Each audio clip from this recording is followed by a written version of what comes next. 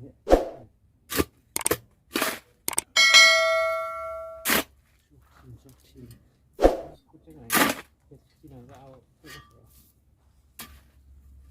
นี้เปล่าเลย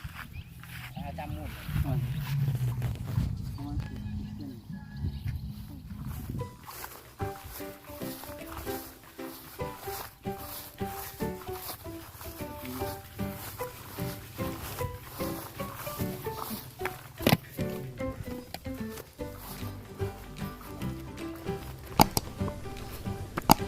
ที่ไปช่วยใส่มันบ่มีคนช่วย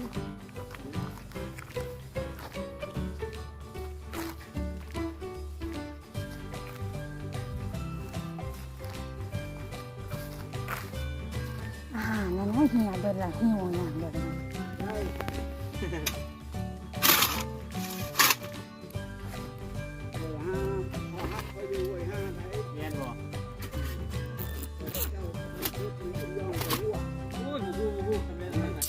รุ่นใหญ่ไปแล้ววูแล้ว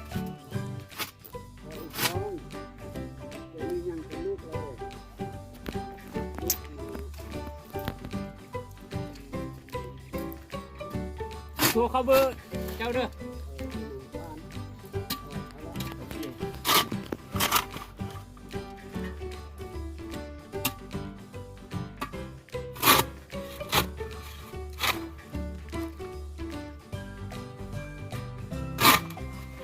ดินยังคือปูน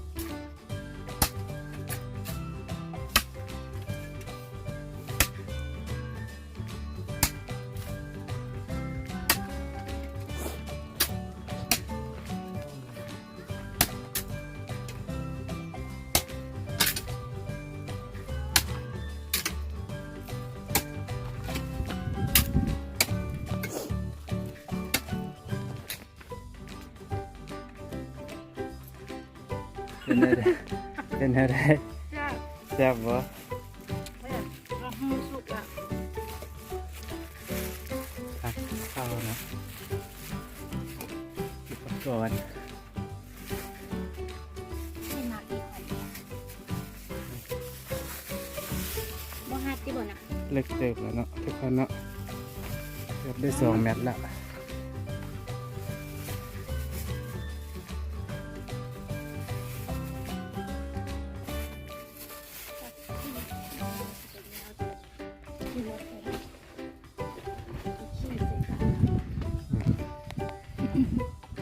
ล้างมือไอ้มากินข้าวรถเนาะ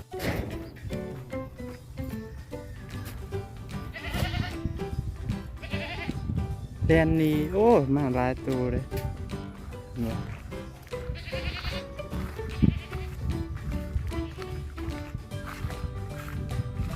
เบะผู้ใดวะอบกินสิบ่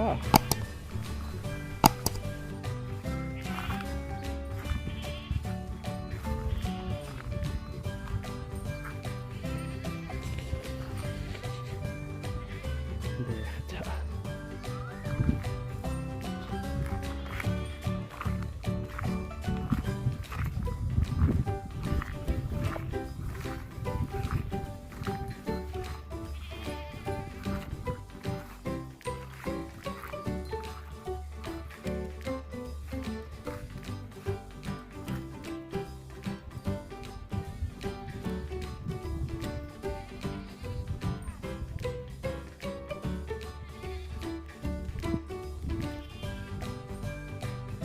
เบะเบะเบะเบะ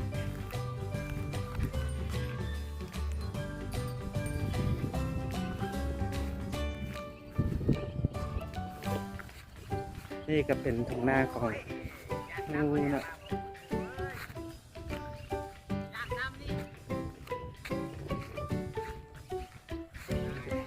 เวลาดำมันบ่มีบนไหวเด้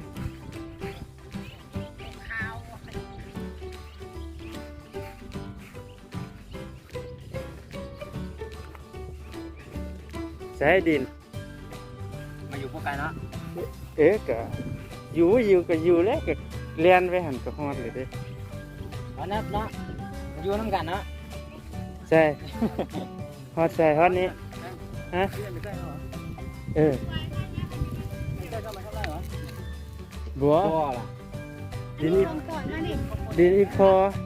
ช่องตอนมานี่ทางนั้นไอ้ทางนี้พี่เจ้า มันคู่มึงนำปะ เออ มันคู่อยู่ได้ไรไหนบนล้อมขนาดล้อมอ้อม ใช่ อ้ แล้ อ ว มอ้อมนี่มั้ยข้าวนี่มั้ย มันต้นกล้วยนะ เดี๋ยวบนต้นกล้วย2-3ต้น แล้วบนเพื่อนมันได้ เออ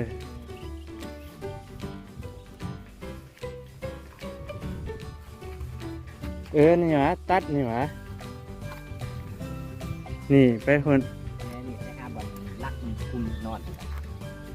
อ้าวอันนี้ของเจ้าตี้ของอีพันแมนอยู่หันตี้ บออยู่ในนี่แหละแบ่งกัน แบ่งกัน เออจักแมทเดี๋ยวนี่ สาว เศร้าคนเศร้า สาวสาว แค่คนจะคือแค่ เออ เออ นี่ คนเรียน เออเนาะ มีน้องใช้มันก็เป็นตรงหน้านี่แหละแต่ว่าเขาจะยกเอาเต็มมา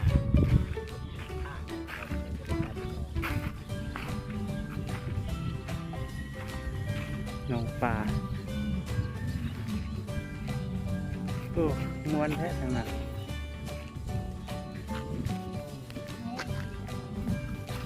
น้องเขาก็จุดสุดคนแล้ว เออ เขาซื้อตะกี้กับพี่ชันแล้ว เรียนไปเลย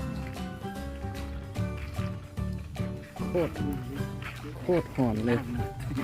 พร้อมเลย โคตรนี่แบบขับมาดีเลย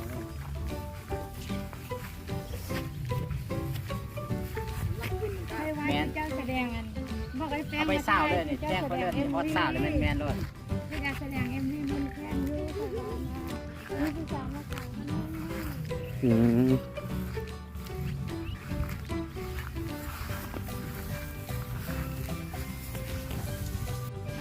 นั่นหน้าไปนี่ทำไม จ้ะ แมนเบิร์ด กับคริส เอา เตี เลย ยน สินะ ก็พี่น้อง มันซับซ้อน จากหันมาห้านี่จากยังเกินหันมาห้านี่มันได้ทราบ คาเฟ่เลยเนาะ ว่าตัวนี้ขายไปแดนเขาก็ไม่ได้ละ ใช่นี่ไปนะเพราะว่าอันนั้นมันหักหน่อยนึงอะนะ เป็ดใช่ไหมคือว่า อันรวมเป็นเศร้าเลยเนาะทำไปตะดินกับเป็นเศร้าเลยมันบอกตอนมาแตงออกมันบอก บ้านอีกทราบเลย โอเค ฟังเหรอวะนี่ ฟ้ามันห้อนนี่เบิ่งนี่คือหาเม็ดปลานี่นี่คือหาเม็ด40 เขาเช็คเขาแม่จากเขาทำงานมันด้วยเมน คันว่าเอาจำมุมนะว่าจำมุมโอเคเขาหนึ่งเนี่ยนะครับประมาณ40 เป็นเศร้า